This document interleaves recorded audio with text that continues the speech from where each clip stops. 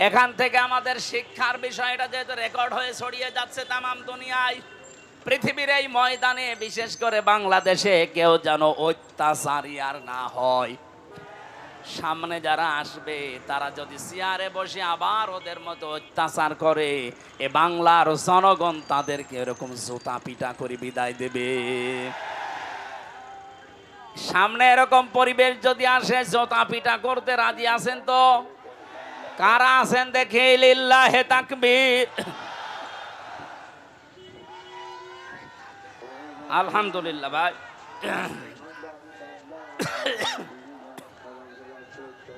এই আওয়াজ বন্ধ করেন, কথা অনেক গুরুত্বপূর্ণ কথা আছে সামনে। আমি আজকে দিনের বেলায় নীলফামারী ছিলাম, ওখানে আয়াতটা শেষ করতে পারিনি, ওই কথাগুলো আজকে এখানে শেষ করবো ইনশাল্লাহ।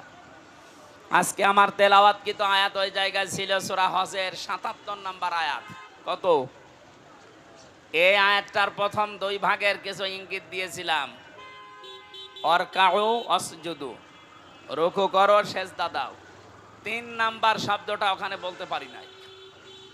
আল্লাহ রাব্বুল আলামিন ঈমানদারকে ডাক দিয়ে জানিয়েছেন, ওয়া'বুদু রাব্বাকুম ওয়াফআলুল খায়রা লাআল্লাকুম তুফলিহুন।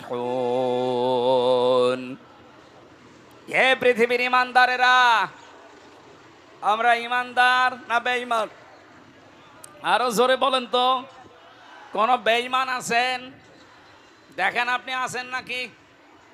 না, আমি বলছি দেখেন, এটা থার্মোমিটার আছে ঈমান মাপার।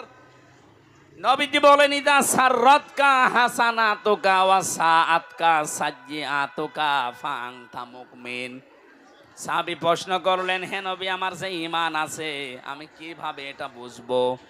নবীজি বললেন, যখন তোমার ভালো কাজগুলো তোমাকে আনন্দ দেবে, আর অন্যায় কাজ করলে তোমার মন থেকে একটা বাধা আসবে, তখন বুঝবে তোমার ঈমান আছে। বাংলাদেশে আপনি তাকান তো, এখন নাই যে পরিবেশ আছে আছে, এর আগের যে অবস্থা, ভালো কাজ সবার কাছে ভালো লাগতো? বলেন। এই যে তাফসীর মাহফিলে কত মানুষ এসে কোরআনে কারিমের গাইডলাইন পায়, এটা ভালো কাজ না মন্দ কাজ? এই ভালো কাজটাও যাদের কাছে ভালো লাগে নাই, যারা ১৪৪ ধারা পর্যন্ত জারি করেছে, এদের ঈমান থাকে কি করে? এদের তো ভালো কাজ ভালো লাগে নাই। অন্যায় কাজ দেখলেও তাদের কাছে অন্যায় মনে হয়নি। ২০০৬ সালে ২৮শে অক্টোবর লগি বৈঠার তাণ্ডবে জসিম ভাইয়ের মতো জীবিত মানুষকে যারা রাজপথে পিটিয়ে মারার পরে লাশের উপরে ঢেল দিয়েছে, এটা যে কত বড় ঘৃণিত কাজ! পৃথিবীর ইতিহাস পাল্টিয়ে ফেলেছেন আপনি। পৃথিবীর বহু ইতিহাস আমি পড়েছি, কিন্তু এই ইতিহাস আমি পড়িনি, পাইওনি, কারো কাছে শুনিওনি যে মানুষ হত্যা করার পরে তার লাশের উপরে ড্যান্স দেওয়া যায়। অথচ আপনারা এটা করে দুনিয়াকে দেখিয়েছেন। কথা বলেন ঠিক কিনা? এত বড় নৃশংস কাজ আপনার কাছে কোনো মানে আঘাতও লাগে না আপনার অন্তরে? আপনার অন্তরে যে একটা ধাক্কা লাগবে তাও লাগে না, আপনি আরো আনন্দে করেছেন। আপনি যাই বলেন না কেন, আপনার কিন্তু ঈমান নেই। এখন আপনাকে ঈমান আনা লাগবে। এই জন্য ঈমান যাদের আছে আর যাদের নেই, আমি কিন্তু থার্মোমিটার দিলাম, আপনি মাপজোপ করেন। আল্লাহ এরকম ঈমানদার যারা ভালো কাজ দেখলে আনন্দ লাগে, অন্যায় দেখলেই তাদের বাধা দেয়, মন থেকে কষ্ট লাগে, নবীজি বলেন ফাংতা মুমিন, তখন তুমি বুঝবে তোমার ঈমান আছে। এরকম ঈমানদারকে ডাক দিয়ে আল্লাহ এখানে 4টা কথা জানিয়েছেন। রুকু করো, সেজদা করো, আমি আল্লাহর ইবাদত করো, আর ভালো ভালো কাজের আঞ্জাম দাও, আশা করা যায় তোমরা সফল হবে। এটা বাংলা অর্থ ছিল। এবার আমরা ব্যাখ্যায় যাচ্ছি। যেহেতু প্রথম 2টা আমি বলেছি, ওখানে ওটা আর রিপিট করতে চাই না। 3 নাম্বার, ওয়া'বুদু রাব্বাকুম, তোমরা ইবাদত করো তোমাদের রবের। কার? আরো জোরে বলেন। শব্দটা ইবাদত। ইবাদত ব্যাপক অর্থবোধক একটা শব্দ। এটা শুরু হয় মানুষের জীবনে নিজের কাছ থেকেই। আমি পড়া কোরআন শরীফ এই যে সামারাইজ করে করে করে করে 9টা ইবাদত মিলিয়েছি আমাদের পুরা জীবনে। যদি ইবাদতগুলো আমাদের পুরা জীবনে আমরা সেট করতে পারি, এর পরের শব্দটা যাওয়ার সময় দেখবেন একটা আলাদা অনির্বচন সুখ আপনি পাবেন। দেখেন এই শব্দের দিকে খেয়াল করে আল্লাহ রাব্বুল আলামিন বলেন তোমাদের ইবাদত করা লাগবে তোমাদের রবের। কেন? ইয়া আইয়ুহান নাসু উবুদু রাব্বাকুমুল্লাযী খালাকাকুম ওয়াল্লাযীনা মিন ক্বাবলিকুম লাআল্লাকুম তাত্তাকুন। মণ্ডলী, তোমরা ইবাদত করো ওই রবের যিনি তোমাদেরকে বানিয়েছেন। আমাদেরকে বানিয়েছেন কে? এই পৃথিবীতে এখন 4,500 ধর্মের লোক আছে। যে যেই ধর্ম মেনে চলে সে ওই ধর্মের একজন দেবতাকে অবশ্যই মানে না। আপনি হিন্দুদেরকে বলেন, ওরা বলবে না যে আল্লাহ আমাকে বানিয়েছে। হ্যাঁ, ওরা বলবে ওদের যে দেবতা আছে 33 কোটি, কত এর ভেতরে 12 মাসে ওরা 13 পূজা করে। ওই সমস্ত দেবতাদেরকে ওরা সৃষ্টিকর্তা মনে করে। কিন্তু আমরা যারা ঈমান আমাদের আছে, আমরা মুসলিম, আমরা বিশ্বাস করি আমাদেরকে বানিয়েছে। আরো জোরে বলেন। এদেশে একজন পাগল ছিল, আমি নাম নিলাম না। ও বলতো না মানুষ হিসাবে আল্লাহ আমাদেরকে বানিয়েছেন, এটা আমরা মানি না। আমরা এসেছি বানরের কাছ থেকে। আমাদের পূর্বপুরুষকে বানর বলেন, নাউজুবিল্লাহ। এই দেশের মানুষকে এই শিক্ষায় শিক্ষিত করার জন্য শিক্ষা ব্যবস্থায় পর্যন্ত এইটা দেওয়ার চেষ্টায় ছিল। সে পাগল এখন পালিয়েছে, কোথায় আছে খুঁজে পাওয়া যাচ্ছে না।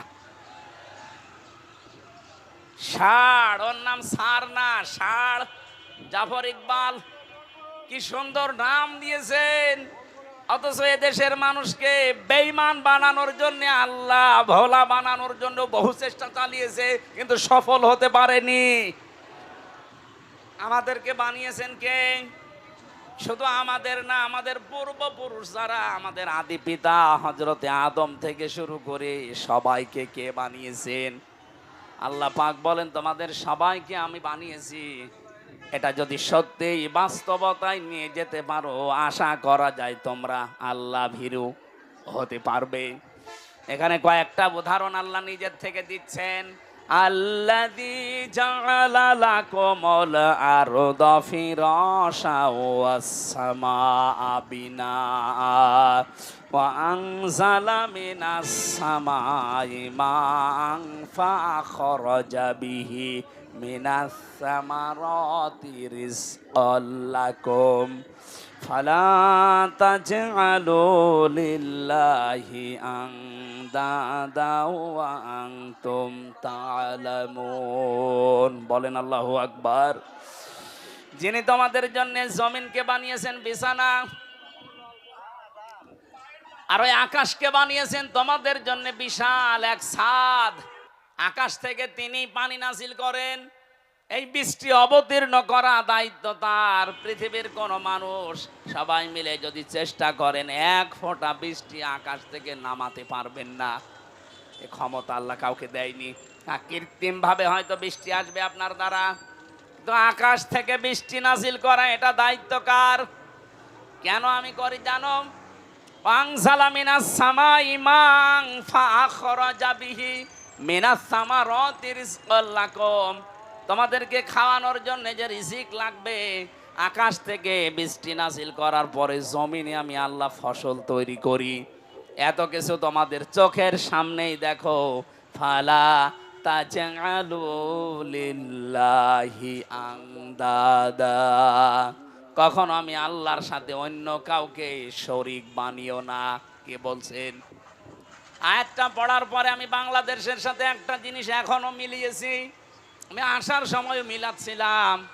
আল্লাহ পাক এতগুলো সৃষ্টির কথা বলতে বলতে আমাদেরকে দিয়েছেন, এ কথা বলতে বলতে বললেন আমার সাথে শরীক করবা না। অথচ জেনে হোক না জেনে হোক এদেশের ৯৬% মুসলমানদের ভেতরে এই শিরিকটা আছে।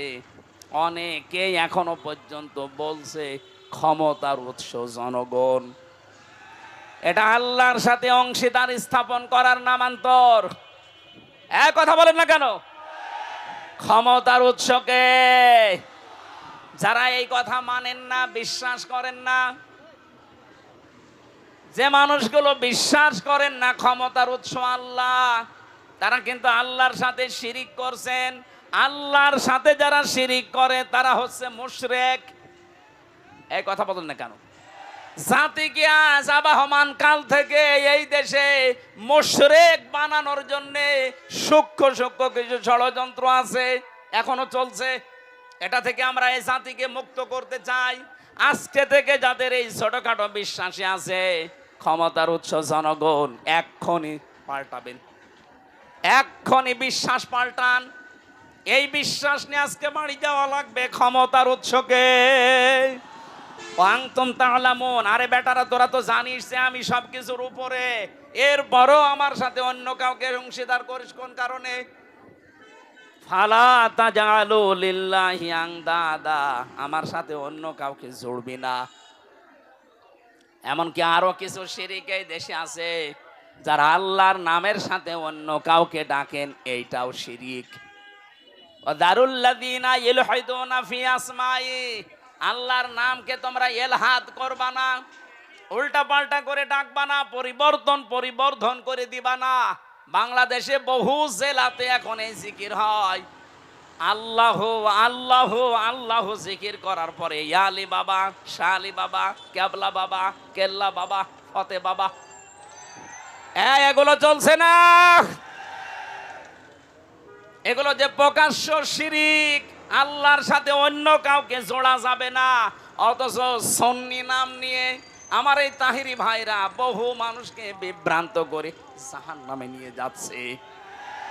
সতর্ক থাকা লাগবে না, এরা ঈমান যে বিক্রি করে ফেলছে, এরা নিজেরা তো জাহান্নামে যাচ্ছে, আপনাকেও নিয়ে যাওয়ার জন্য চেষ্টা চালাচ্ছে।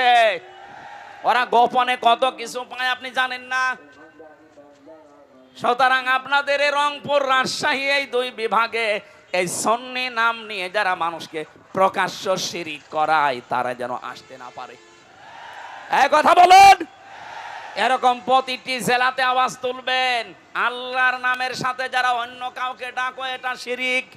দলিল দেবেন সূরা ফুরকানের 68 নম্বর আয়াতের প্রথম অংশে, লিখে নেন এটা।